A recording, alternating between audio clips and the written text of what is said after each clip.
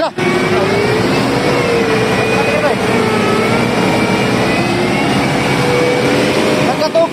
Mayong buntag mga higala, labi na sa katawan sa Barangay West Dalorong. Kini ang sakyan natong gisakyan karon, mao ni ang sakyanan sa probinsya sa Bukidnon. Niabot sila diri sa Sitio Gumada to going to Mabuhay para mag-inspection dito sa kitrabaho sa tuang bakho nga which is ang katong bakho gikan po to sa probinsya sa Bukidnon para mag-ayo sa dalan sa paingon sa Mabuhay. So karon naata nagsakay sa sakyanan going ta dito sa maong area. Ito sila dito. Tay pasensya gid kayo kay nagkabaiwas din sila ni Proc Leader. Diri mas launa. Unya dito rin pag ato ni Proc Leader dito kay naghatod pamahaw. Niani na pa sila dire. Ni ato na pa Proc Leader dito. Wa sila Nagwa sila nagkatagbo. Ta. Ngayon lang igusuri sa imong Di okay ra kay tao dito ug pirito sir sa iluwag sir kay naghanda day si Proc Leader. Unya nagkabaiwas lang day mo ba. Diri dapita mga higala, mano niya ang entrada sa krasada nga padulong sa Sitio Mabuhay.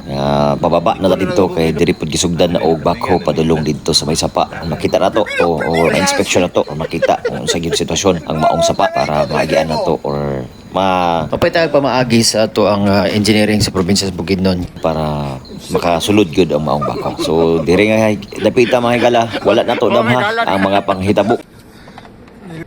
Siglaw ba? Ang bilay siya.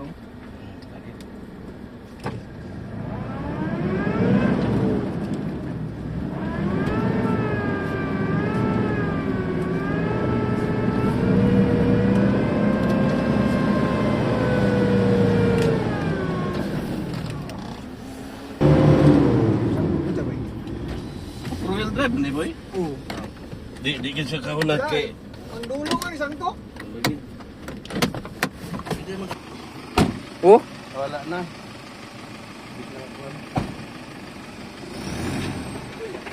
laom kayo eh.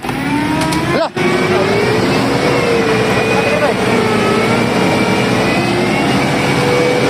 Nagkatok. Vampir.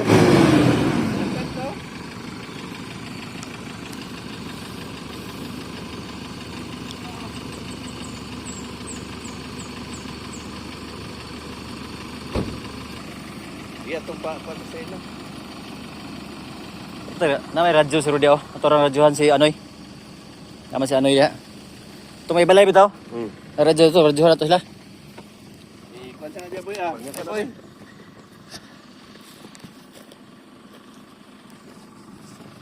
Daumag lang tambas eh.